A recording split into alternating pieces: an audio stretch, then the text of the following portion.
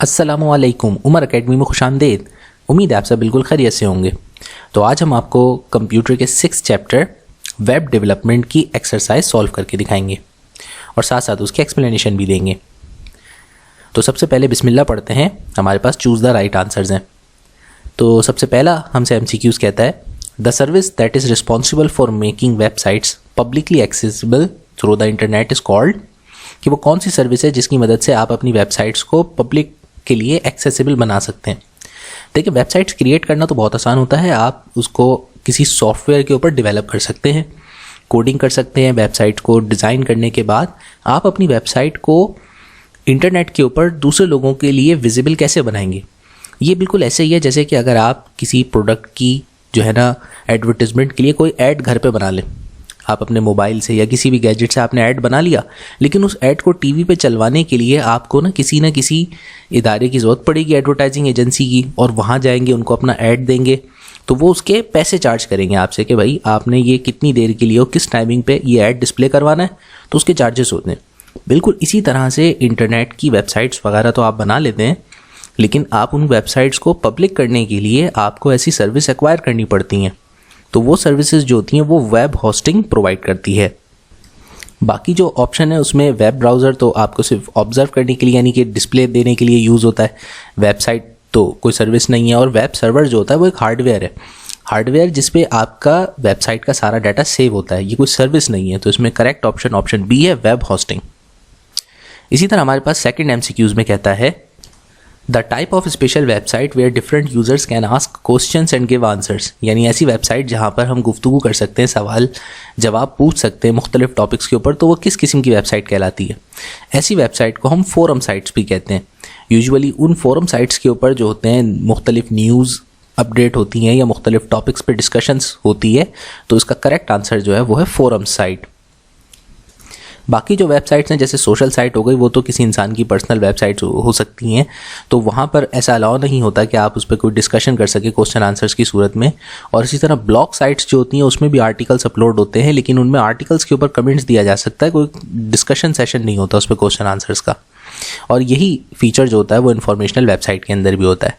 तो correct answer number C option है। उसके बाद थर्ड MCQs में कहते हैं entertainment site specialises in delivering, कि इंटरटेनमेंट वेबसाइट्स जो होती हैं वो इनमें से कौन सी चीज़ सबसे बेहतर प्रोवाइड करती हैं। न्यूज़, वेदर, करंट अफेयर्स, ये तो नहीं हो सकता। ना ही बी ऑप्शन हो सकता है information about products and service, वो तो बिजनेस वेबसाइट्स पे मिलेंगी। पर्सनल इन्फॉर्मेशन किसी सोशल साइट पे मिलेंगी आपको या पर्सनल ब्लॉग्स के ऊपर। डी ऑप्शन सबसे करेक्ट आंसर है। Content like videos, images and games, these are entertainment. उसके बाद फोर्थ MCQs में हमसे कहता है a web browser will translate the codes in a web page if the extension of the document is, कि एक web browser जो होता है वो कोड्स को वेब पेज में कब ट्रांसलेट करता है। जब हमने आपको बताया था कि जब आप किसी भी टेक्स्ट एडिटर के ऊपर कोडिंग करते हैं वेबसाइट की, उसके बाद उस फाइल को सेव कराना होता है लाजमी HTML एक्सटेंशन के साथ। तो अगर इस एक्सटेंशन पर आप उसको सेव करेंगे तब जाके वेब ब्राउज़र उस फाइल को खोलेगा। बाकी टेक्स्ट, PDF और document files web browser open नहीं करता।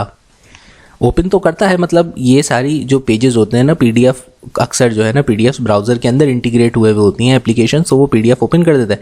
लेकिन कहने का मतलब ये है कि ये बाकी जो एक्सटेंशन है, इन एक्सटेंशन से वो उसको वेब पेज के तौर पर रिकॉग्नाइज नहीं करेगा आपका ब्राउज़र। तो करेक्ट ऑप्शन ए है।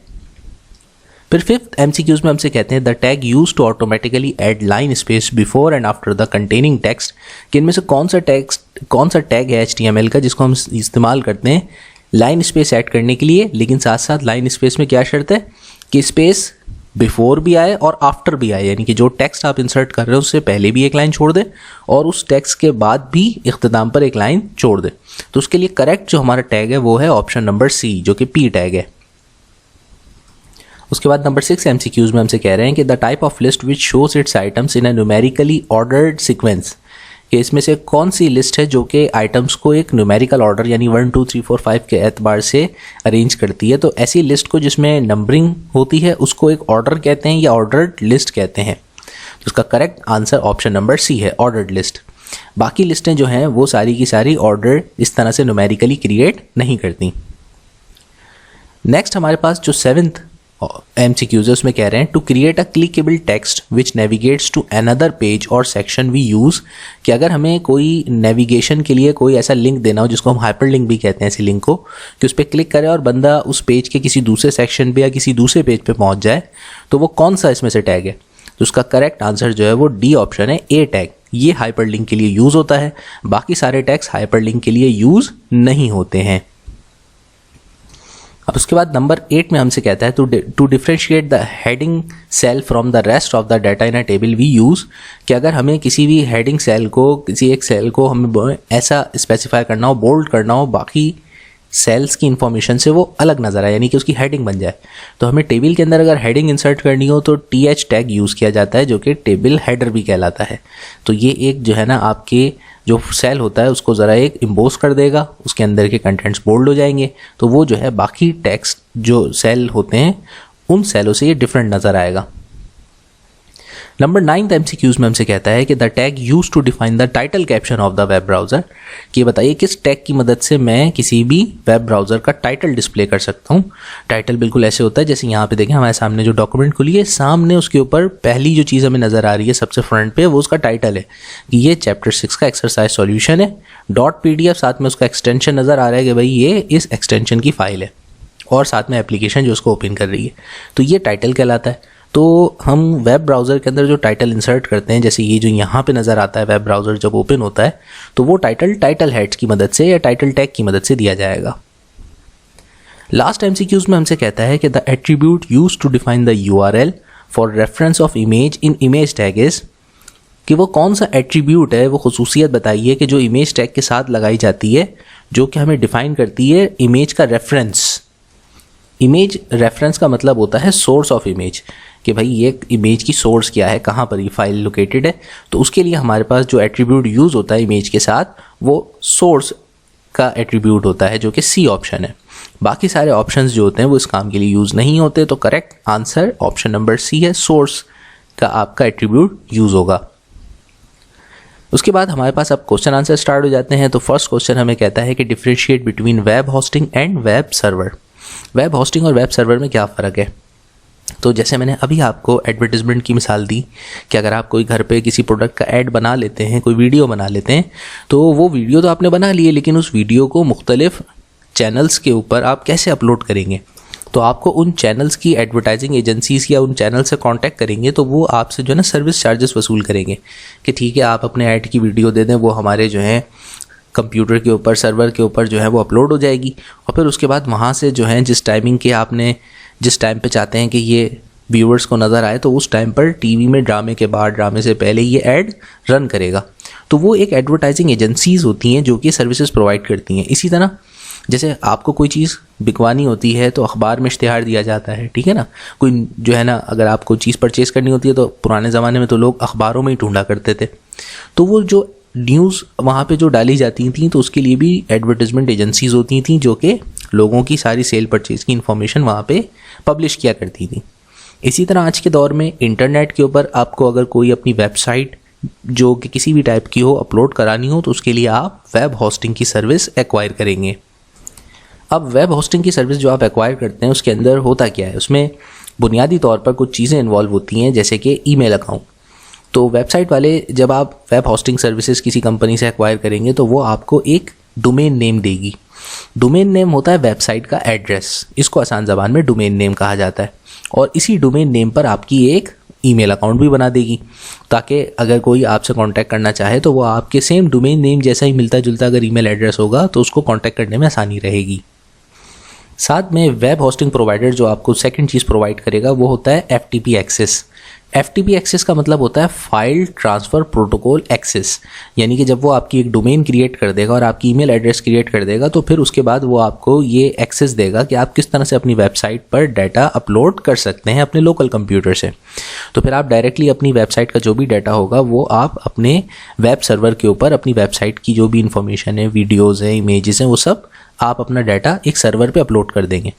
फिर आपका कंप्यूटर भले से ऑन रहे ऑफ रहे उससे कोई फ़र्क थोड़ी ना पड़ता। तो वेब सर्वर पर जब आप अपने कंटेंट्स को अपलोड कर देते हैं तो वेब सर्वर एक ऐसा कंप्यूटर होता है जो 24 घंटे रन कर रहा होता है। तो जो कोई भी नेट पर किसी भी वक्त आपकी इन्फॉर्मेशन आपकी वेबसाइट की सर्च करेगा तो वो डायरेक्ट वेब सर्वर से वो इन्फॉर्मेशन उसके पास अपलोड हो जाती है। इसके अलावा तीसरी चीज़ जो आपको एक होस्टिंग सर्विस प्रोवाइड करती है वो होती है वर्डप्रेस सपोर्ट। वर्डप्रेस जो होता है वो एक तरीके से एप्लीकेशन सॉफ्टवेयर है जो कि ऑनलाइन वेबसाइट क्रिएशन में मदद देता है, यानी कि वेबसाइट के मुख्तलिफ फीचर्स डिसाइड करने में, वेबसाइट के अंदर क्या फंक्शंस होने चाहिए, क्या फीचर्स होने चाहिए, वो सारे कंटेंट मैनेजमेंट जो आप कर सकते हैं ऑनलाइन, वो सारे इस वर्डप्रेस सॉफ्टवेयर के ज़रिए कर सकते हैं। तो एक वेब होस्टर आपको ये 3 बुनियादी चीज़ें, पहली चीज़ domain, email address, FTP access, और तीसरा उस सॉफ्टवेयर की सपोर्ट प्रोवाइड करता है जिसकी मदद से आप ऑनलाइन अपनी वेबसाइट में एडिटिंग कर सकते हैं। अब दूसरा ऐसा सवाल का कि वेब सर्वर क्या होता है। जैसे अभी बताया मैंने, वेब सर्वर एक हार्डवेयर को कहते हैं, कंप्यूटर को कहते हैं, जिसके साथ मेमोरी होती है, नेटवर्किंग पे कनेक्टेड होता है। तो वो करता क्या है, वो एक सर्वर कंप्यूटर होता है जिसके ऊपर आपका डाटा वेबसाइट का अपलोड होता है। जब आप वेब होस्टिंग सर्विसेज एक्वायर करते हैं तो जनरली तौर पे वही लोग आपको वेब सर्वर प्रोवाइड करते हैं और उन्हीं के सर्वर्स होते हैं। वो उसी के तो चार्जेस लेते हैं आपसे कि भाई आपके सर्वर पे भी डाटा अपलोड करेंगे और फिर उसके बाद वो जो है सर्वर से एनी टाइम डिस्प्ले पे होगा। तो वो सारा हार्डवेयर जो होता है वो वेब सर्वर्स कहलाते हैं। उसके बाद सेकंड क्वेश्चन हमें कहता है what are the steps involved in creating a complete website, कि किन स्टेप्स की ज़रूरत पड़ती है एक वेबसाइट बनाने में। तो आज अब आपको पूरी डिटेल में बताते हैं कि वेबसाइट बनती कैसे, फिर उसके बाद आप सबने ना इंशाल्लाह अपनी अपनी एक वेबसाइट बनानी है। तो याद रखें, सबसे पहली सबसे इम्पॉर्टेंट चीज़ देखें, वेबसाइट क्रिएट करना कोई मसला नहीं होता। कोड्स आप सीख लेंगे, या आपने जो हमारी HTML की जो कोडिंग के ज़रिए आपको मिसाल दी है, वो सब तो सिर्फ एक कोड्स का एक खेल है कि आपको याद होना चाहिए कि भाई आपने कोड कौन सा डालना है तो उससे क्या फंक्शन होगा। ये तो हम चैप्टर 6 के एक्सप्लेनेशन में आपको एक्सप्लेन कर चुके हैं। इसी तरीके से HTML की तरह दूसरे भी सॉफ्टवेयर्स हैं जिनकी मदद से आप जो है बेसिक कंसेप्ट सबका चेंज रहता है, बस उनमें उनके कोड्स थोड़े से जो है ना चेंज होते हैं वही काम करने के लिए, और कुछ उसमें फीचर्स ज़्यादा या कम होते हैं। सबसे बुनियादी जो हमें भले से वेबसाइट क्रिएट करनी हो, या आपको यूट्यूब पे चैनल क्रिएट करना हो, या आपने कुछ भी ऑनलाइन कंटेंट बनाना हो, तो सबसे इम्पॉर्टेंट जो स्टेप होता है ना, सबसे पहले वो ये सोचना होता है कि आपके कंटेंट का स्कोप क्या है और आपने उस कंटेंट के अंदर डालना क्या है। तो ये सारी चीज़ें फ्यूचर प्लानिंग पहले करना ज़रूरी है। अब वेबसाइट आप डायरेक्ट बनाना क्या बनाएंगे वेबसाइट के ऊपर, तो सबसे पहले अपना बैठ करके विजुअलाइज करें, पहले उसकी एक जो है पूरी स्पाइडर डायग्राम बनाएं, थिंकिंग में सबसे ज़्यादा वक्त लगाएं कि आपने आखिर आपका एक लेआउट कैसा होना चाहिए। उसके बाद बाकी सारे स्टेप्स जो हैं वेबसाइट के, वो सब तो जो हैं वो बहुत आसानी से हो जाएंगे इंशाल्लाह ताला। तो सबसे पहले बैठ के सोचें कि आपका कंटेंट क्या होगा, आप क्या सर्विसेज प्रोवाइड करना चाह रहे हैं, या किस किस्म की इंफॉर्मेटिव वेबसाइट अपलोड करना चाह रहे हैं, तो वो पूरी आप बैठ करके प्लानिंग करें। उसके बाद आप फिर उसके बाद आप डिसाइड करेंगे जी वेबसाइट का नाम क्या होगा, जिसको डोमेन नेम कहते हैं। अब डोमेन नेम भी ऐसे नहीं कि आपने जो एक नाम सोच लिया और आपने जाके बोला भाई ये इस नाम से बना दो, हो सकता है उस नाम से किसी और की ऑलरेडी वेबसाइट हो, तो वो फिर वो सर्च करके बताता है कि भाई ये तो नहीं है, इसके मिलते जुलते जो हैं नेम्स आपको अवेलेबल है।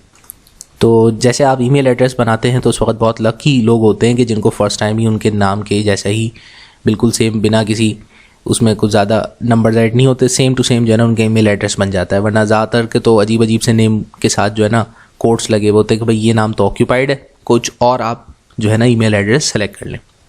तो आप अपना डोमेन नेम डिसाइड करें और फिर उसके बाद वेब सर्विस यानी वेब होस्टिंग वाले से कांटेक्ट करें और उससे जो है अपना डोमेन परचेज़ करें। फिर उसके बाद आप जो है अपने डोमेन को रजिस्टर्ड करवाएं और उसके एनुअल चार्जेस भी होते हैं, वो सारे पे करने पड़ते हैं, तो वो सब वेब होस्टिंग वाला आपको डिफ़ाइन कर देगा। अच्छा, वेब होस्टिंग के बारे में तो बता दिया मैंने आपको। अब आप पूछेंगे कि सर ये वेब होस्टिंग सर्विसेज वाले मिलते कहाँ हैं, हमारे मोहल्ले में तो कोई दुकान नहीं है इनकी। तो भाई ये इंटरनेट पर आपको अवेलेबल होंगे, आप इनसे कांटेक्ट कर सकते हैं। इनके कराची में ऑफिसेज भी हैं। तो अगर आपको वेब होस्टिंग सर्विसेज चाहिए तो पाकिस्तान के अंदर जो है वो तकरीबन अराउंड, जहाँ तक मेरी इन्फॉर्मेशन है, 1000 रुपीज़ के आसपास जो है पर ईयर चार्जेस होते हैं वेब होस्टिंग के, और वो जो है पर ईयर आपसे जो है चार्ज करते हैं और उसमें जो है आपको मुख्तलिफ फ़ीचर्स प्रोवाइड करते हैं। तो मुख्तलिफ कंपनीज़ हैं, जैसे वेब सोल्स हो गया, GoDaddy हो गया, तो ये सारी जो है मुख्तलिफ वेब होस्टिंग सर्विसेज हैं जो कि पाकिस्तान के अंदर काम कर रही हैं। थोड़ा सा आप नेट पर सर्च करेंगे तो आपको 2-3 वेबसाइट्स और उनके जो हैं पैकेजेस वगैरह आप आपस में कंपेयर कर सकते हैं। फिर किसी भी एक से जो है आप कॉन्टैक्ट करके अपनी डोमेन नेम रजिस्टर करवा लें और उनके चार्जेस पे करके ना वो आपकी ईयरली फिर आपको एक FTP एक्सेस वगैरह और बहुत सी और दूसरी चीज़ें वो प्रोवाइड करेंगे। डोमेन रजिस्टर्ड कराना इसलिए ज़रूरी है ताकि आपके डोमेन से फिर कोई दूसरा जो है जो उस वेबसाइट के सेम नाम को यूज़ करके ना कोई दूसरी वेबसाइट ना बना सके, तो आप अपनी डोमेन रजिस्टर लाजमी करवा लें। फिर उसके साथ आपको ज़्यादातर जो वेब होस्टिंग सर्विसेज प्रोवाइडर्स होते हैं वो FTP एक्सेस के साथ SSL सिक्योरिटी भी देते हैं, ये लाजमी होती है देना। इस SSL का मतलब होता है सिक्योर सॉकेट लेयर। आपने जो chapter number I think 5th के अंदर जो पढ़ा था कि मुख्तलिफ ट्रांसपोर्टेशन की लेयर्स होती हैं हमारे पास, जो TCP IP प्रोटोकॉल्स होते हैं OSI मॉडल के, तो उसमें जो ट्रांसपोर्ट लेयर थी उसकी सिक्योरिटी कि आपकी वेबसाइट और उस वेबसाइट के डाटा को कोई हैक ना कर सके, तो उसके लिए सिक्योरिटी की ये लेयर्स प्रोवाइड की जाती हैं। साथ साथ आपका जो भी कंटेंट अपलोड हो रहा है या डाउनलोड हो रहा है वो वायरस फ्री हो, तो वायरस की भी स्कैनिंग उसमें वेब होस्टर्स प्रोवाइड करते हैं।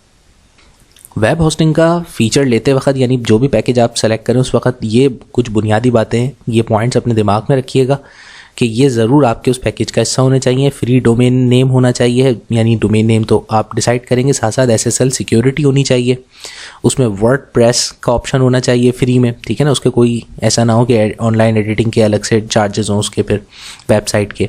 आपका कस्टम ईमेल अकाउंट, जैसे मैंने कहा था कि डोमेन नेम जो वेबसाइट का नेम होता है सेम उसी जैसा ईमेल अकाउंट भी वो एक प्राइवेट अकाउंट आपका बना देते हैं, तो ये फैसिलिटी साथ में होनी चाहिए। और आपका बैंडविड्थ अनलिमिटेड होनी चाहिए, जैसे नेट लेते हैं ना, तो उसमें हम नेट के पैकेजेस में ये देखते हैं कि भाई कितनी डाउनलोड हमें अवेलेबल है, कितने MB का पैकेज है। तो उससे ज़्यादा अगर आप क्रॉस करते हैं डाटा की यूजेज तो फिर आपके एक्स्ट्रा चार्जेस लगते हैं। और जो केबल नेट होता है उसका फ़ायदा ये होता है कि वो अनलिमिटेड होता है कि भाई जितना डाउनलोड करो, जितना अपलोड करो, कोई एक्स्ट्रा चार्जेस नहीं होते। तो अगर ऐसा हो जाए तो फिर बहुत ही अच्छी बात है आपके लिए। साथ में 24/7 आपके वेबसाइट में कस्टमर सपोर्ट का ऑप्शन होना चाहिए, यानी कि आप लाइव चैट कर सकें।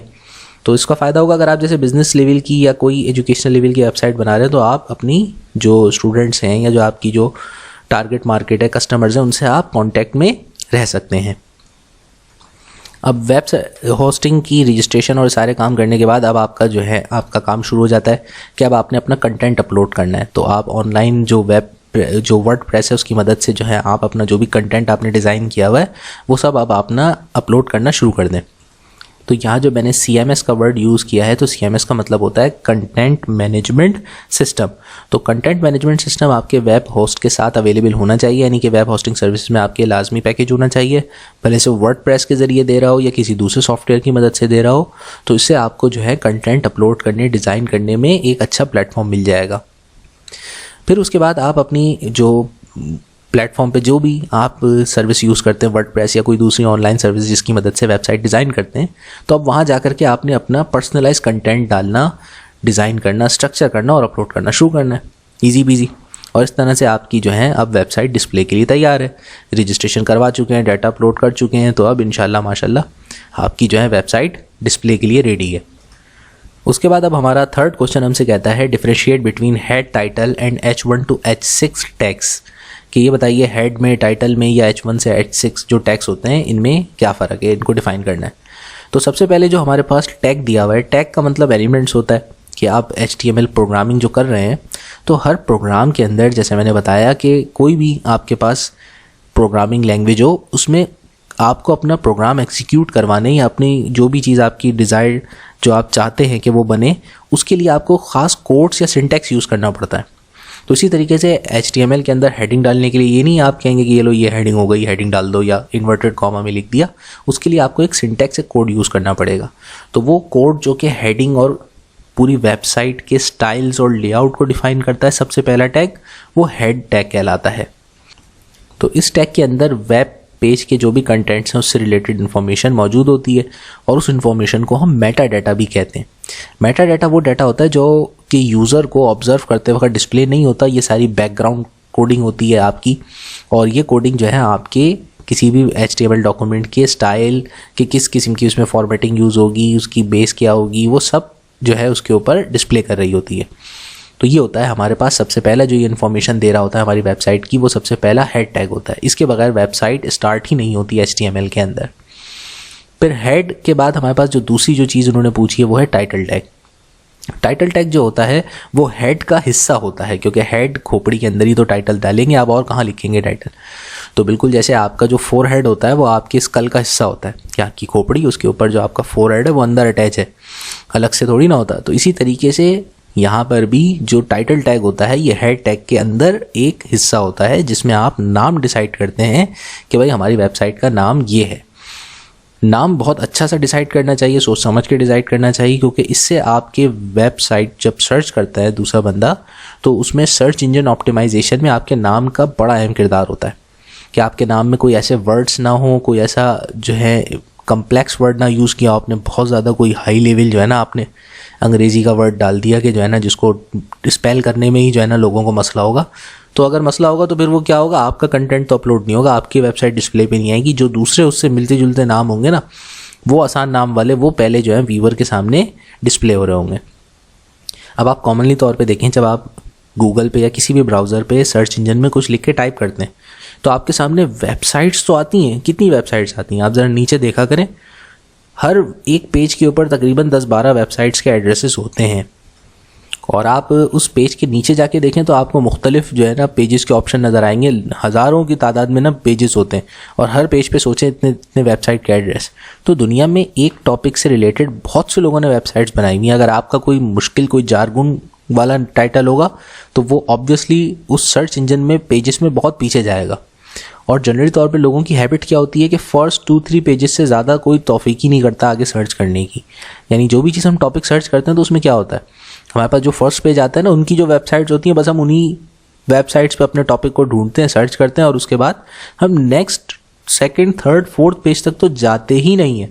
तो सोचें अगर आपका नाम ऐसा हुआ कि उसकी पीछे चला गया, यानी कि 7वें, 8वें या 11वें पेज पे आपकी वेबसाइट आ रही है, तो उसके तो लोगों के सर्च करने के चांसेस ही घट जाएंगे। तो टाइटल हमेशा अच्छा सा सोच समझ के सिंपल सा डाला करें।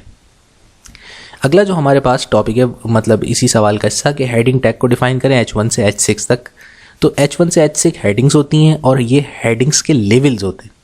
ठीक है भाई, 1 से लेकर 6 तक जो है वो आपके मुख्तलिफ हेडिंग्स के लेवल्स हैं कि कोई बड़ी हेडिंग होगी। तो इसमें जो H1 हेडिंग है वो सबसे बड़ी हेडिंग है और जो H6 हेडिंग होती है वो सबसे छोटी हेडिंग होती है। तो अब आप अगर कैटेगरीज बनाते हैं तो आप अपनी वेबसाइट में सोच लें कि जो सबसे मेन हेडिंग होगी उसे H1 होना चाहिए, उसके बाद जो सब हेडिंग्स हैं उनके अंदर वो H2, फिर उससे छोटी H3। तो इस तरह से आप अपनी मर्जी से हेडिंग्स का लेवल्स डिसाइड कर सकते हैं। उसके बाद नेक्स्ट क्वेश्चन में हमसे कह रहा है identify and explain some HTML tags use for formatting of the content. उन HTML टैग्स के बारे में डिस्कस कीजिए जो कि फॉर्मेटिंग के लिए यूज़ होते हैं। कि भाई फॉर्मेटिंग करने के लिए जो हमारे पास टैग्स यूज़ होते हैं वो सारे, सबसे पहली तो कैटेगरी होती है लेआउट टैग्स की। लेआउट टैग्स का मतलब हो गया वो कि आपकी वेबसाइट के बेसिक खदोखाल, आपका ढांचा, आपका स्ट्रक्चर डिफाइन करते हैं। उसमें हर डॉक्यूमेंट HTML की स्टार्ट होती है डॉक्यूमेंट टाइप। ये डॉक्यूमेंट टाइप जो होता है वो एक रिमाइंडर होता है कि जो आप टाइप कर रहे हो ना वो HTML डॉक्यूमेंट है। तो ये सिर्फ और सिर्फ आपको रिमाइंड कराने के लिए यूज़ होता है कि जो डॉक्यूमेंट की टाइप है ये HTML डॉक्यूमेंट है। उसके बाद हर HTML डॉक्यूमेंट के अंदर आपने सबसे पहले लाजमी है कि ये स्टार्टिंग में HTML लिखेंगे इस एंगुलर ब्रैकेट्स के अंदर। इसके बगैर HTML डॉक्यूमेंट स्टार्ट नहीं होती। इख्तिताम के वक्त भी यही HTML टैग डालना होता है, साथ में आपने स्लैश डालना होता है। फिर उसके बाद HTML के बाद आप सबसे पहले आपका सर आता है, मतलब हेड आएगा। हेड को डिफाइन करेंगे जिसमें आप टाइटल और सारे टाइटल से रिलेटेड चीज़ें जो एट्रीब्यूट्स वगैरह होते हैं वो यूज़ करते हैं। फिर उसके बाद अब हेड टाइटल डालने के बाद बाकी जितने भी कंटेंट्स आप वेबसाइट के अंदर इंटर करते हैं वो सब उसके बॉडी टैग्स कहलाते हैं, या सिंपली उसको बॉडी कहते हैं। सिवाय चंद टैग्स को छोड़ के ज़्यादातर जितने भी टैग्स हैं आपके HTML के, वो जब स्टार्ट होते हैं तो उनको एंड भी सेम उसी टैग नेम से किया जाता है, साथ में स्लैश डाल दिया जाता है। जैसे आपने वेबसाइट का फर्स्ट पेज स्टार्ट किया, HTML से स्टार्ट किया, और जब आप उसके हेड और बॉडी को डिफाइन कर चुके कि इसमें इस पेज में ये चीज़ें होंगी, तो अख्तिताम में आपने HTML क्लोज करने के लिए HTML टैग स्लैश के साथ डालना है। उससे पहले आपने हेड क्लोज करना है और बॉडी क्लोज करनी है, वो भी इसी तरीके से स्लैश के साथ क्लोज करेंगे। टाइटल एंड फुटर, हमारे पास हर पेज के ऊपर पेज नंबर लिखा हुआ है या पेज के एंड पर आपकी जो है कंपनी का नाम लिखा हुआ है, तो ये सारी चीज़ें जो डिफाइन करते हैं इसे टाइटल और फुटर कहते हैं। टाइटल जो होता है वो ऐसी फर्स्ट लाइन फिक्स्ड हेडिंग होती है या फर्स्ट लाइन फिक्स कोई कंटेंट है जो आप डालना चाहते हैं पेज के ऊपर कि हर पेज पे वो रिपीट हो। इसी तरह फुटर, जैसे नाम से ज़ाहिर है, फुट का मतलब पैर वाला हिस्सा। पेज के आखिर में अगर आप कोई चीज़, कंपनी का नाम, एड्रेस वगैरह, ये टेलीफोन नंबर फिक्स हर पेज पे रिपीट करना चाहते हैं तो एक दफ़ा टाइटल और फुटर में वन टाइम डिफाइन कर दें, वो पेज के स्टार्टिंग और एंडिंग तक हर पेज पर आता रहेगा। तो टाइटल और फुटर इंसर्ट करने के बाद हमारे पास नेक्स्ट जो फॉर्मेटिंग के लिए यूज़ हो सकते हैं वो हैं हमारे पास पैराग्राफ और लाइन ब्रेक्स, कि आपने किस तरीके से मुख्तलिफ पैराग्राफ्स के दरमियान स्पेस देना है या लाइन्स के दरमियान स्पेस देना है, तो उसके लिए हम HTML के ब्रेक टैग्स यूज़ करते हैं। ब्रेक टैग्स हमारे पास 3 तरह के होते हैं। एक P टैग होता है जो कि किसी भी कंटेक्स्ट यानी पैराग्राफ से पहले और बाद में स्पेस क्रिएट करता है।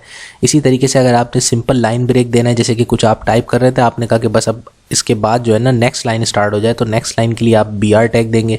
BR टैग सिर्फ नेक्स्ट लाइन यानी कि उस पहली जिस करंट लाइन पर आप मौजूद हैं उस लाइन को छोड़ के नेक्स्ट लाइन से स्टार्ट करेगा, उसके बाद कोई स्पेस ऐड नहीं करेगा, यानी कि कॉन्टीन्यूस पैराग्राफ चलता रहेगा। फिर इसी तरीके से हमारे पास अगला जो टैग होता है वो एक हॉरिजॉन्टल लाइन ड्रॉ करने के लिए होता है, जैसे कि एक सेक्शन के बाद दूसरा सेक्शन अगर आपने एक लाइन ड्रॉ करनी है तो उसके लिए आप हॉरिजॉन्टल लाइन टैग यूज़ करेंगे। उसके बाद फॉर्मेटिंग में हेडिंग्स आ जाती हैं, जिसका अभी हम डिस्क्रिप्शन दे चुके हैं कि हेडिंग टैग H1 से लेकर H6 तक होते हैं और 1 से लेकर 6 तक जितने भी बीच में नंबर आते हैं वो सब अलग अलग लेवल्स को डिसाइड करते हैं। फर्स्ट H1 जो होता है वो सबसे बड़ी हेडिंग होती है, फिर उसके बाद जितने भी नंबर्स होते हैं वो सारे डिसेंडिंग ऑर्डर में हेडिंग्स को छोटे से छोटा करते रहते हैं। सबसे स्मॉलेस्ट जो आप हेडिंग दे सकते हैं वो H6 लेवल से दे सकते हैं।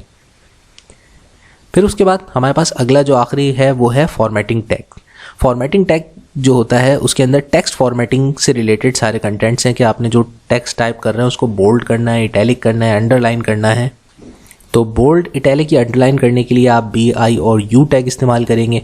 इसी तरीके से अगर किसी प्रीवियस फॉर्मेटिंग को कॉपी पेस्ट करना है या कंटिन्यू करना है तो प्री फॉर्मेटेड टेक्स्ट लाने के लिए आप प्री का टैग यूज़ करेंगे। और फॉन्ट अगर आपने उसको बड़ा छोटा करना है तो फॉन्ट के मतलब जो है कलरिंग या शेडिंग या उसका स्टाइल चेंज करने के लिए आप फॉन्ट टैग यूज़ करेंगे। अच्छा, जितने भी हम टैग्स यूज़ करते हैं एक तो होता है टैग और दूसरी चीज़ होती है एट्रीब्यूट। एट्रीब्यूट का मतलब होता है कि किसी ख़ास टैग के अंदर रहते हुए उस टैग की खुसूसियात को फर्दर डिफ़ाइन करना एट्रीब्यूट की मदद से किया जा सकता है। जैसे मिसाल के तौर पर मैं कहूँ भागो, अब मैंने एक लफ्ज़ यूज़ किया भागो, अब उसके साथ मैंने उसका एक एट्रीब्यूट लगा दिया तेज़ भागो या स्लो भागो, ठीक है भाई, तो ये उसका एट्रीब्यूट कहलाएगा कि एक भागने का एट्रीब्यूट है ये कि कैसा भाग रहा है। तो इसी तरीके से मेन जो हमारे पास टैग होता है वो मेन टैग या मेन एलिमेंट कहलाता है और उसके अंदर जो हम टैग के अंदर जो मॉडिफिकेशंस करते हैं वो सारी मॉडिफिकेशंस एट्रीब्यूट्स कहलाती हैं। तो फॉन्ट के अंदर 3 एट्रीब्यूट्स हैं, या तो आप फॉन्ट का साइज़ डिफाइन करेंगे, कलर और उसका स्टाइल जिसको फेस भी कहते हैं। इसके अलावा हम टेक्स्ट के साथ जो हम मॉडिफिकेशन कर सकते हैं वो एक तो उसकी अलाइनमेंट होती है, जैसे सेंटर करके कि अगर टेक्स्ट को आपने बिल्कुल सेंटर में यूज़ करना है तो आप उसको सेंटर टैग की मदद से डिफ़ाइन कर दें। अगर आपने सबस्क्रिप्ट में लिखना है, जैसे कि आप कोई इक्वेशन लिखते हैं, फार्मूला वगैरह लिख रहे होते हैं, तो जैसे यहाँ पे देखें 2 जो है वो स्मॉल स्क्रिप्ट में लिखा हुआ है, इसको सबस्क्रिप्ट कहते हैं, यानी कि नॉर्मल टेक्स्ट के नीचे स्मॉल में लिखना ये सबस्क्रिप्ट कहलाता है। और किसी भी टेक्स्ट में जैसे पावर्स की सूरत में एक्सपोनेंट्स को लिखना वो सुपरस्क्रिप्ट कहलाता है। तो आप अपने टेक्स्ट को अगर बीच में सबस्क्रिप्ट या सुपरस्क्रिप्ट करना है तो वो इन टेक्स्ट की मदद से कर सकते हैं। उसके बाद अगला सवाल हमसे कहता है कि डिफरेंशिएट कीजिए ऑर्डर्ड लिस्ट और अनऑर्डर्ड लिस्ट को। लिस्ट का मतलब होता है तरतीब, कि किसी भी इंफॉर्मेशन को अगर आप पॉइंट्स बना करके लिखते हैं तो वो लिस्टिंग कहलाती है।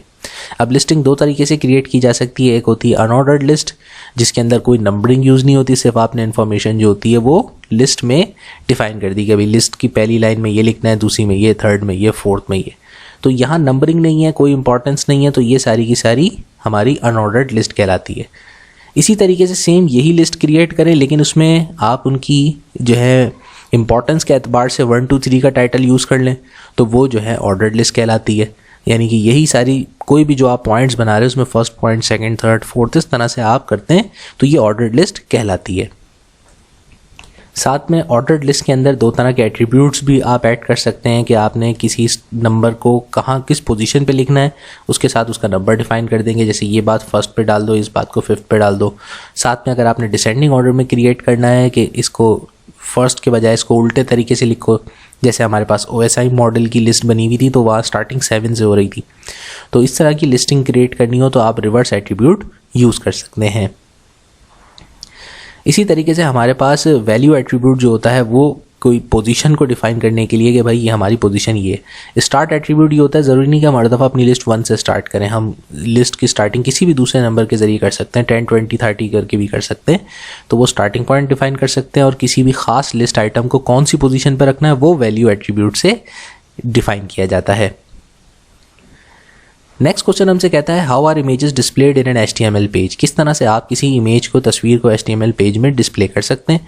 तो किसी पिक्चर को डिस्प्ले करने के लिए हम उस पिक्चर के साथ इमेज टैग यूज़ करते हैं। तो इमेज टैग की मदद से हम किसी भी पिक्चर को अपनी HTML डॉक्यूमेंट में इंसर्ट करवा सकते हैं। पिक्चर इंसर्ट करवाते वक्त उसमें 5 टाइप्स की मॉडिफिकेशंस की जा सकती है। तो इस तरह से इमेज टैग के 5 एट्रीब्यूट्स होते हैं। तो अब वो 5 एट्रीब्यूट्स कौन कौन से होते हैं। तो सबसे पहला तो सोर्स हमारे पास एट्रीब्यूट होता है जो कि हमें बताता है कि ये कहाँ से ये इमेज, किस टाइप का, किस क्वालिटी का ये इमेज है जो ये आ रहा है। तो सोर्स से आप डिफ़ाइन करते हैं उसकी सोर्सिंग के, भाई जैसे आपने इमेज टैग के अंदर सोर्स डिफ़ाइन कर दी कि image.jpg, तो उससे पता चल जाएगा कि ये इमेज जो है वो एक JPG फाइल से आया है, ये JPG इसका कंटेंट है। इसी तरीके से आप ऑल्टरनेटिव टेक्स्ट की, यानी कि आपने डिफाइन करना है कि उसका टाइटल रखना है कि भाई ये पिक्चर है किस चीज़ की, तो वो डिफाइन करने के लिए आप ऑल्ट का टेक्स्ट का एट्रीब्यूट यूज़ कर सकते हैं। फिर इसके अलावा पिक्चर कितनी ज़्यादा विड्थ में, यानी कि चौड़ी कितनी नज़र आए, वो विड्थ एट्रीब्यूट से डिफ़ाइन करेंगे। हाइट उसकी कितनी हो, ये हाइट एट्रीब्यूट से डिफ़ाइन करेंगे। विड्थ और हाइट जो होते हैं वो हमेशा पिक्सल्स में मेंशन किए जाते हैं कि कितने पिक्सल्स। तो यहाँ पे देखें विड्थ के साथ जो 300 लिखा है, तो ये 300 उसकी क्वालिटी है पिक्सल्स की, कि 300 पिक्सल्स तक इसका विड्थ होना चाहिए। इसी तरीके से हाइट ऑफ अ पिक्सल जो होती है वो 120 पिक्सल डिफाइन करिए। आप ज़रूरी नहीं कि यही इंसर्ट करें, आप देखें कि ये इंसर्ट करने से कितनी बड़ी और कितनी चौड़ी पिक्चर नज़र आती है। फिर जितनी आपकी रिक्वायरमेंट हो उस तरह से आप पिक्सल्स उसके चेंज कर सकते हैं। इसी तरह पिक्चर्स के साइड में जो बॉर्डर मेंशन किया जाता है उसको हम बॉर्डर एट्रीब्यूट से रिप्रेजेंट करते हैं। और जिस तरह हेडिंग्स होती हैं उसके नंबर्स होते हैं, इसी तरह बॉर्डर्स में भी हम पिक्सल्स में नंबर यूज़ करते हैं कि कितने पिक्सल्स का बॉर्डर होना चाहिए। अब इन एट्रीब्यूट्स को यूज़ करते हुए हम आपको एक पिक्चर इंसर्ट करने की कोडिंग बता रहे हैं कि देखें ये मिसाल के तौर पे ये पिक्चर जो है इन्होंने इंसर्ट करवाई है, तो उसके लिए इन्होंने कोडिंग क्या यूज़ की है कि इमेज टैग को यूज़ किया है, साथ में फर्स्ट एट्रीब्यूट सोर्स का यूज़ किया है कि भाई ये bridge.jpg के फाइल है ये, और उसमें ब्रिज की पिक्चर है ये, और इसका नाम भी इन्होंने एक टाइटल दे दिया ब्रिज कि ये ब्रिज है, और साथ में उसकी विड्थ 600 रखी है कि भाई 600 इसकी विड्थ रखनी है पिक्सल्स के अंदर। बाकी एट्रीब्यूट्स इन्होंने यूज़ नहीं किए, तो वो एट्रीब्यूट्स भी आप इसी की तरह से, जैसे ये सारे एट्रीब्यूट्स यूज़ हुए हैं, आगे स्पेस दे करके बाकी एट्रीब्यूट भी यूज़ करें और फिर चेक करें कि इसके साथ होता गया है पिक्चर में। फिर उसके बाद 7th हमारे पास क्वेश्चन कहता है how can a user be redirected to another web page. कि किसी भी एक वेब पेज से दूसरे वेब पेज में जाने के लिए आप यूज़र को कौन सा कोड यूज़ करेंगे। तो वो जो हम टैग यूज़ करते हैं उसे हम हाइपरलिंक टैग कहते हैं। तो हाइपरलिंक क्रिएट करने के लिए आप जो है जो टैग यूज़ करते हैं उसको हम ए टैग भी कहते हैं, और ए टैग के साथ साथ उसके जो है एट्रीब्यूट्स भी यूज़ होते हैं जो कि href कहलाता है। href जो होता है वो एड्रेस एट्रीब्यूट होता है कि आप कौन सी वेबसाइट की तरफ उसको भेजना चाह रहे हैं, तो उस वेबसाइट का वहाँ पर एड्रेस इंसर्ट कर दें। तो यहाँ पे मिसाल के तौर पे लिखा हुआ है कि किस तरीके से जो है वो href की मदद से और ए टैग की मदद से आपने अपनी वेबसाइट में गूगल के सर्च इंजन का हाइपरलिंक क्रिएट किया है। तो जैसे ही आप इस पर क्लिक करेंगे तो वो जो है आप गो टू गूगल पे क्लिक करेंगे और वो हाइपरलिंक आपको कहाँ ले जाएगा, google.com के ऊपर। अगला क्वेश्चन हमसे कहता है what kind of HTML elements are used to display data in rows and columns, discuss some of its formatting features. यानी ये बताना है कि हम कौन से HTML एलिमेंट्स को यूज़ करके डाटा को डिस्प्ले कर सकते हैं टेबल की सूरत में, क्योंकि रॉज और कॉलम की मदद से हम एक टेबल को ही डिफाइन करते हैं। तो टेबल इंसर्ट करने के लिए हमारे पास जो टेबल एलिमेंट है वो टेबल टैग की मदद से शो किया जाता है। किसी भी टेबल के अंदर आप हर किस्म का कंटेंट, जैसे कि टेक्स्ट हो गया, इमेजेस हो गए, लिंक्स हो गए, वीडियोज़ हो गई, ये सारे के सारे जो है आप किसी भी जो है कंटेंट को टेबल के अंदर रॉज और कॉलम्स के अंदर डिफाइन कर सकते हैं। तो गोया टेबल कंटेंट की 2 अहम ब्रांचेस होती हैं, एक तो टेबल की रॉ डिफाइन करना और दूसरा टेबल के कॉलम्स डिफाइन करना। तो रॉ का मतलब होता है कि किसी भी हॉरिजॉन्टल जो लाइंस होती हैं ना उनको हम रॉज कहते हैं, और जितने भी वर्टिकल कॉलम्स होते हैं कॉलम्स को जो है हम कॉलम्स ही कहते हैं। तो याद रखिएगा कि जो भी वर्टिकल हमारे पास सेल्स होंगे सारे ऊपर नीचे 1 2 3 करके, वो सारे के सारे कॉलम्स कहलाएंगे कि ये सिंगल कॉलम है, उसके बराबर में दूसरा कॉलम, फिर तीसरा कॉलम। और जो हमारे पास हॉरिजॉन्टल लाइन होती है स्ट्रेट, उस हॉरिजॉन्टल लाइन को हम रॉ कहते हैं। टेबल की रॉ इंसर्ट करने के लिए हम TR टैग यूज़ करते हैं जिससे रॉ डिफाइन होती है, और टेबल का कॉलम को डिफाइन करने के लिए हम TD टैग यूज़ करते हैं जो कि टेबल डाटा भी कंसीडर किया जाता है। उसके बाद हमारे पास कि इसकी फॉर्मेटिंग कैसे करते हैं टेबल्स की, उसके लिए हम टेबल के एट्रीब्यूट्स को डिफाइन करते हैं कि भाई फॉर्मेटिंग करने के लिए हम ये तकरीबन 4 एट्रीब्यूट्स हम इस्तेमाल करते हैं। पहला अलाइनमेंट एट्रीब्यूट होता है कि किसी भी सेल के अंदर हमारा जो डाटा या जो भी कंटेंट मौजूद है वो किस साइड से सेल के स्टार्ट हो, लेफ्ट से अलाइन हो यानी लेफ्ट लाइन से चिपक के स्टार्ट हो रहा हो, राइट साइड से स्टार्ट हो रहा हो या सेंटर में लिखा हुआ हो, तो वो एट्रीब्यूट अलाइनमेंट एट्रीब्यूट कहलाता है। इसके बाद हमारे पास नेक्स्ट जो होता है वो विड्थ एट्रीब्यूट होता है जो कि पिक्सल्स में डिफाइन होता है। याद रखिए विड्थ और हाइट हमेशा जो होती है वो पिक्सल्स में डिफाइन होती है, और बॉर्डर भी पिक्सल्स में डिफाइन हो रहा होता है। तो विड्थ जो होती है वो पिक्सल्स में ये बताती है कि हमारे टेबल की विड्थ कितनी होगी। बॉर्डर एक पिक्सल्स में जो हेडिंग्स होती हैं, वो जो अंडरलाइन होती है उसको कहते हैं। तो बॉर्डर का जो यहाँ पे टेबल के अंदर ऑप्शन होता है वो या तो 1 पिक्सल होता है या 0 पिक्सल होता है, कि या तो बॉर्डर होगा या बॉर्डर नहीं होगा।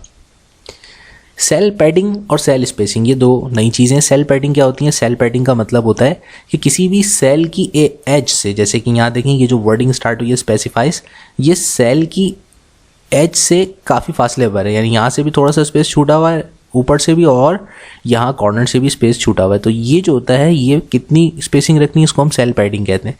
इसको मैं कंट्रोल करके इसको कम भी कर सकता हूँ, जैसे कि ये इतना भी फासला ना छूटे तो मैं इसको बिल्कुल चिपका के भी स्टार्ट कर सकता हूँ एज के साथ। तो किसी भी सेल के अंदर कंटेंट सेल की दीवारों से कितना चिपक करके या कितना दूर होकर के स्पेस के साथ जो है मौजूद होते हैं, इसको सेल पैडिंग कहते हैं। और 2 सेल्स के दरमियान कितना फासला होना चाहिए उसको हम सेल स्पेसिंग कहते हैं। ये दोनों चीज़ें पिक्सल्स में डिफाइन की जाती हैं। उसके बाद अगले जो हमारे पास जो है एट्रीब्यूट्स हैं सेल के, वो सेल के एट्रीब्यूट्स। अभी जो हमने पढ़े थे ये सारे के सारे टेबल के एट्रीब्यूट्स थे कि किसी भी टेबल के अंदर जो है alignment, width, border, cell padding और सेल स्पेसिंग कैसे करनी है। बिल्कुल इसी तरीके से आप किसी सेल के अंदर के कंटेंट को भी जो है अलाइन कर सकते हैं, या उनकी जो है आप फॉर्मेटिंग को मॉडिफाइड थोड़ा सा कर सकते हैं, तो वो सारे सेल एट्रीब्यूट्स कहलाते हैं। अब यहाँ सेल के अंदर अलाइनमेंट आप कर सकते हैं। एक नॉर्मल अलाइनमेंट होती है जो कि हॉरिजॉन्टल डाटा की एक्सप्लेनेशन होती है। यहाँ पे एक और ऑप्शन होता है सेल के अंदर के डाटा को वर्टिकल अलाइन करना, कि आप वर्टिकली जो है उसको बिल्कुल नीचे वाली लाइन से चिपक के स्टार्ट करना चाहते हैं या ऊपर वाली लाइन से स्टार्ट करना चाहते हैं, मिडिल में रखना है, बॉटम में रखना है। तो ये जो अलाइनमेंट होती है किसी सेल के अंदर की, ये आपकी वर्टिकल अलाइनमेंट कहलाती है। इसको वी अलाइन एट्रीब्यूट से डिफाइन किया जाता है। इसी तरीके से आपके पास एक सेल को बराबर वाले कितने कॉलम्स के सेल्स के साथ मर्ज करना है। अगर आपने, जैसे कि मैं चाहता हूं कि ये 2 सेल्स आपस में मर्ज हो जाएं, तो कॉलम 1 और 2 को मैं आपस में मर्ज कर सकता हूं। और मर्ज करने के लिए अगर 2 सेल्स को यूज़ करना है तो मैं कॉलम स्पैन यूज़ करूंगा। इसी तरह अगर ऊपर नीचे रॉस को मुझे मर्ज करना होगा तो मैं मर्ज करने के लिए रॉस को रॉ स्पैन यूज़ करूंगा। उसकी मदद से मेरे पास रॉस के जो सेल होंगे वो आपस में मर्ज हो जाएंगे। उसके बाद हमारे पास नेक्स्ट क्वेश्चन हमसे कहता है, is it possible to display the entire contents of another web page in our HTML page. क्या ये पॉसिबल है कि हम किसी दूसरे वेब पेज के कंटेंट्स को अपने वेब पेज के अंदर डिस्प्ले कर सकें, और अगर पॉसिबल है तो कैसे। तो जनाब बिल्कुल हम ऐसा करवा सकते हैं कि हम किसी दूसरे वेब पेज के कंटेंट को या कोई दूसरा वेब पेज अपनी वेबसाइट में डिस्प्ले कर सकते हैं। और इसके करने के लिए हमें स्पेशली तौर पे एक चीज़ ऐड करानी पड़ती है, उसको हम कहते हैं फ्रेम्स।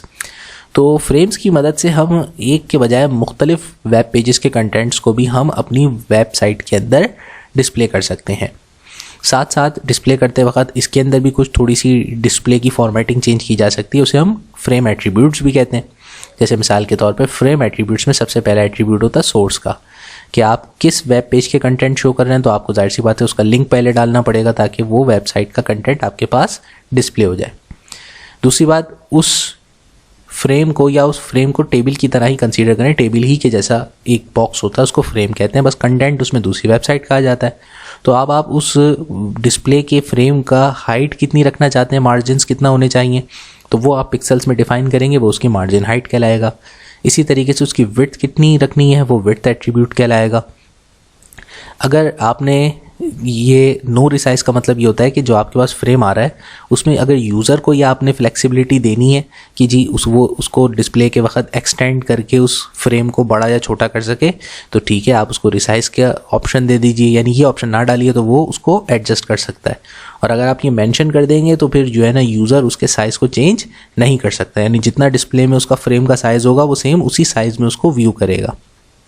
साथ साथ अगर आपने कंटेंट ज़्यादा है वेब पेज के, जैसे कि आपने पूरा पेज डाला हुआ है और वो फ्रेम के साइज से ज़्यादा है, तो अब उसको आप डिस्प्ले कैसे करेंगे? उसको करने का ये तरीका होता है कि साथ में स्क्रॉलिंग ऑप्शन आप ऑन कर दें। तो होगा ये कि साइड में जो है कि स्क्रॉल बार, जैसे कि यहाँ पे साइड में स्क्रॉल बार नज़र आ रही है, इसको ऊपर नीचे करने से कंटेंट ऊपर नीचे हो रहा है, तो आप ये स्क्रॉल बार उसके साथ अटैच कर दें, तो वो जो है उसकी मदद से उस वेब पेज को उसी फ्रेम के अंदर रहते हुए उसके कंटेंट्स को ऊपर से नीचे व्यू कर सकता है। उसके बाद अब हमारे पास लास्ट क्वेश्चन हमसे इस एक्सरसाइज का कहता है कि list some popular text editors and other tools which help in designing and development of website. यानी कि हमें कुछ ऐसे टेक्स्ट एडिटर्स के बारे में बताइए या उन टूल्स के बारे में बताइए जिसकी मदद से आप वेबसाइट्स को आसानी से डिज़ाइन कर सकते हैं। अभी चूँकि आपकी बुक नई नई अपडेट हुई है और जो है बच्चों को हम डराना नहीं चाहते, तो इसीलिए हमने सबसे सिंपल आसान तरीन जो वेब डिज़ाइनिंग की लैंग्वेज है HTML, उसके बारे में आपको इंट्रोडक्शन दिया और उसके ज़रिए आप किस तरह से अपनी वेबसाइट बना सकते हैं, क्रिएट कर सकते हैं, उसके खेलने के आपको कुछ रूल्स एंड रेगुलेशंस आपको बता दिए। लेकिन अगर आप आगे चल करके इंशाल्लाह ताला और प्रोफेशनल लेवल पर वेबसाइट्स बनाना चाहते हैं तो उसके लिए आप और दूसरे भी टेक्स्ट एडिटर्स और मुख्तलिफ स्पेशल एप्लीकेशन सॉफ्टवेयर जो कि सिर्फ वेब डिज़ाइनिंग के लिए यूज़ होते हैं उनको आप यूटिलाइज़ कर सकते हैं।